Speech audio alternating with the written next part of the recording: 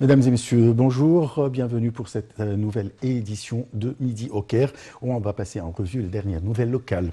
Et on commence avec le président Abdel Fattah el-Sisi qui a souligné l'importance de réaliser un taux de croissance en augmentation perpétuelle pour que les citoyens ressentent l'amélioration du niveau de vie et des services.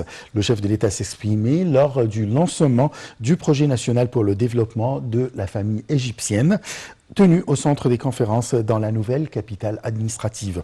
Le lancement de ce projet s'est déroulé en présence du chef du gouvernement, Moustapha Madbouli, et d'un nombre de ministres et de hauts responsables. Les détails dans ce commentaire.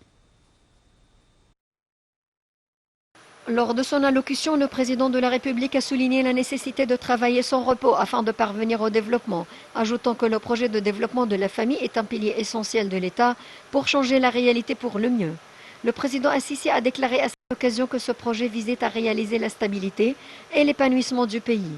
Il a ajouté que le projet national pour le développement de la famille égyptienne aura des conséquences positives sur le développement de tout l'État égyptien.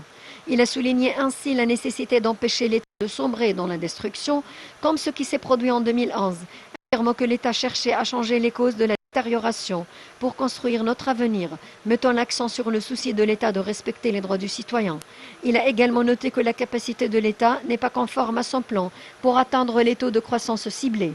Le chef de l'État a souligné que l'objectif du projet national de développement de la famille est le développement de l'État égyptien, ce qui contribue ainsi au développement de l'État, notant que la croissance démographique entrave la capacité de l'État à assurer la croissance économique.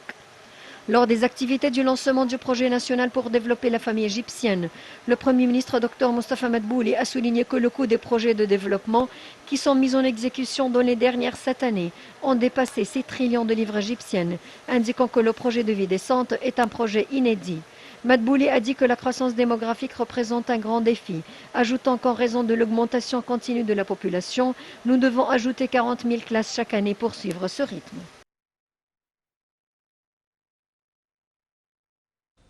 Et pour avoir plus d'explications sur ce sujet, nous avons le plaisir d'accueillir au bout du fil Dr Moustapha Tammem. Vous êtes expert en économie. Bonjour. Bonjour à vous. Alors, de quoi il s'agit exactement cette initiative du développement de la famille égyptienne?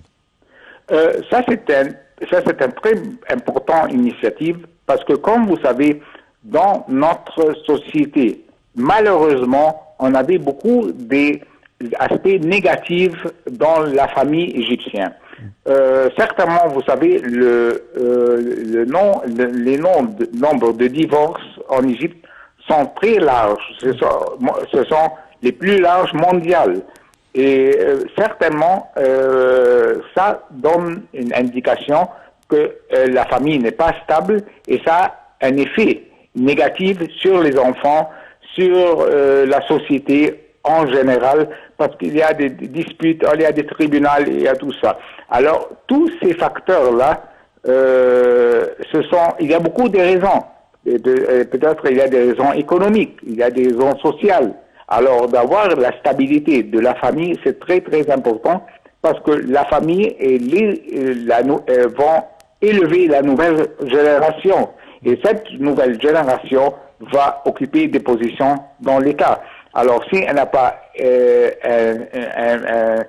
on veut dire, un environnement stable qu'on peut produire, on peut avoir des actes positifs, certainement ça va avoir un effet négatif sur la société égyptienne en total.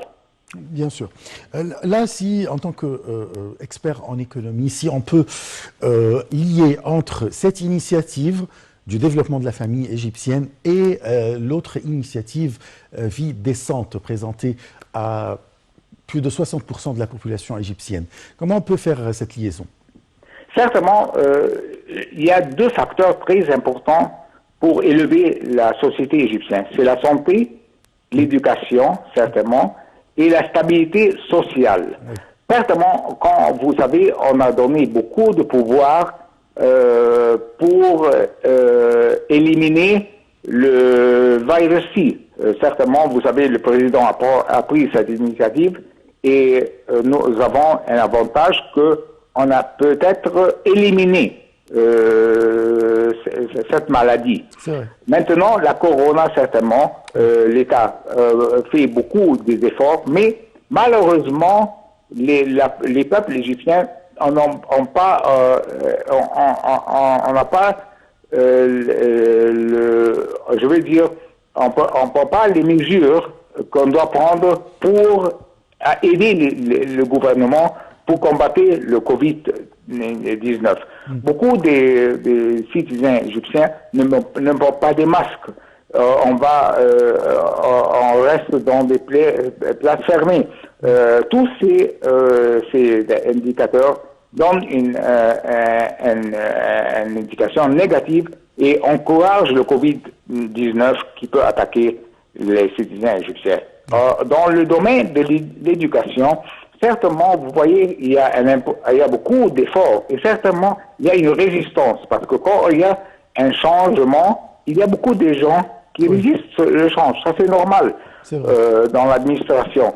Mais certainement, le président a pris des pas très, très positifs, pas seulement dans le domaine, de l'éducation, dans le domaine économique. Maintenant, on doit vivre la vérité.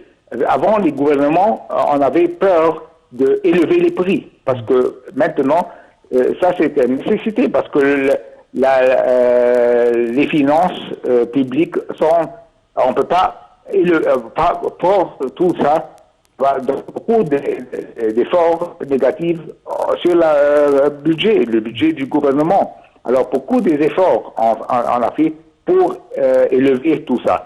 Tous ces facteurs-là vont donner une vie bien pour les citoyens égyptiens. Certainement, je vais dire aussi, dans le domaine de l'application, beaucoup de places qu'on n'était pas très bien vu, des immeubles, nouveaux immeubles, des jardins, c'est une vie normale. Alors tout ça, tous ces efforts-là, on va avoir une indication positive pour la société et pour la famille égyptienne. Très bien. Docteur Moustapha Tammem, je rappelle que vous êtes expert en économie, je vous remercie beaucoup. La ministre de l'Immigration et des Affaires des expatriés, l'ambassadrice Nabila Makram, a assuré qu'elle maintient un contact quotidien avec les étudiants égyptiens en Ukraine. Madame Makram a souligné qu'aucun cas de décès n'a été reporté parmi les Égyptiens en Ukraine. Elle a en outre ajouté que l'État égyptien ou bien que l'État de l'Égyptien blessé lors d'une sortie au cours du couvre-feu s'est stabilisé et il reçoit les soins médicaux dans le centre de soins intensifs. Commentaire.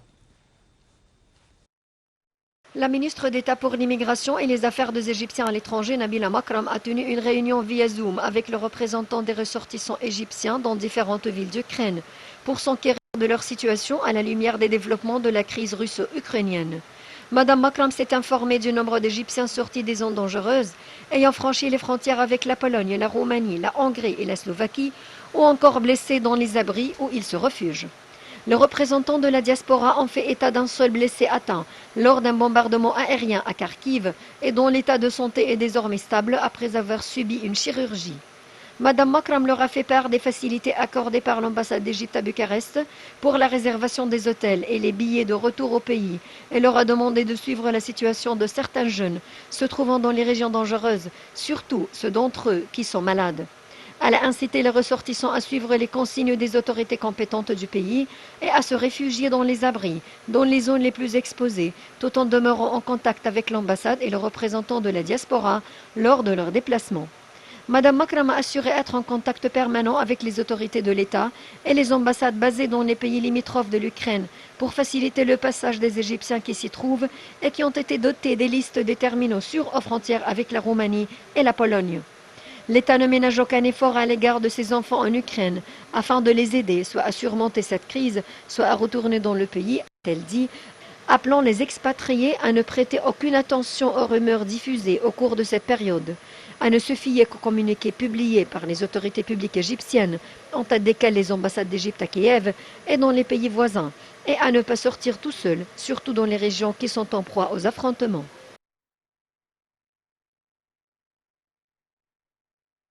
Le ministre des Affaires étrangères, Sameh Shoukry, a donné ses directives de suivre de près l'état de l'Égyptien blessé en Ukraine. Selon un communiqué publié par le ministère des Affaires étrangères, l'adjoint du ministre pour les Affaires consulaires et les expatriés a accueilli la famille de Mohamed Saad Ragab pour leur informer sur l'état de santé de leur fils. Entre-temps, le ministre de l'Enseignement supérieur, Khaled Abdelghaffar, a déclaré que les contacts se maintiennent avec la Russie et l'Ukraine pour le rapatriement des étudiants égyptiens. Sur sa page officielle sur les réseaux sociaux, le président Abdel Fattah el-Sisi a adressé ses meilleurs vœux au peuple égyptien et aux musulmans dans le monde à l'occasion du jour de l'Isra wal-Mi'raj, le voyage nocturne et l'ascension du prophète Mohammed. Le président a imploré Dieu à cette occasion vénérable de protéger l'Égypte et son peuple, souhaitant la sécurité, le bien-être et la prospérité au pays.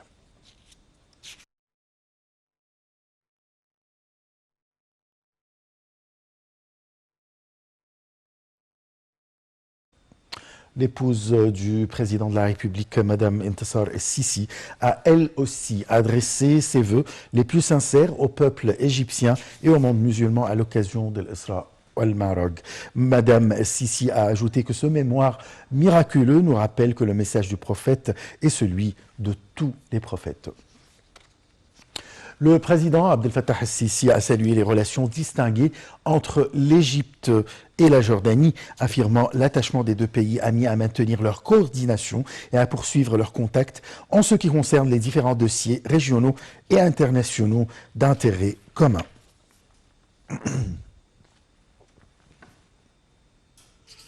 Le chef de l'État a enjoint de conserver les réserves stratégiques de l'État en denrées alimentaires de base et de maintenir un contrôle minutieux de ses prix sur le marché. Cette déclaration est intervenue hier lors de la réunion du président Abdel Fattah el-Sisi avec le Premier ministre Mustafa Madbouli, le ministre de l'Approvisionnement et du Commerce intérieur Ali Al-Mousselhi et le chef de l'autorité du génie militaire. Le président el-Sisi a donné ses directives pour accélérer la construction du projet stratégique afin de fournir toutes les denrées alimentaires moyennant des prix abordables.